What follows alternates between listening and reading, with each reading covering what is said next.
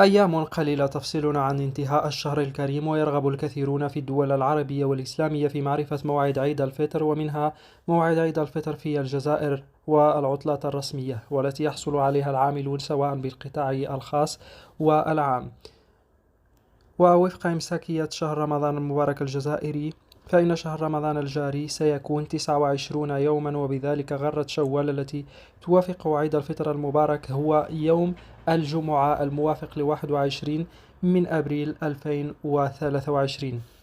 ووفق أجندة العطلات وتقويم الإجازات الرسمية التي تعلنها السلطات الجزائرية مع بداية العام، فقد جاءت عطلة عيد الفطر المبارك لهذا العام يومان فقط، هما يوم الجمعة ويوم السبت المقبلين. وينتظر الكثير من المسلمين عيد الفطر المبارك في الجزائر، حيث تكون فرصة جيدة للقاءات العائلية والأسرية، حيث تلتقي الأسر وتكثر العزومات واللقاءات، وتعاد صلة الأرحام وتبادل الهدايا بين أفراد الأسرة وبين الأصدقاء والأقارب.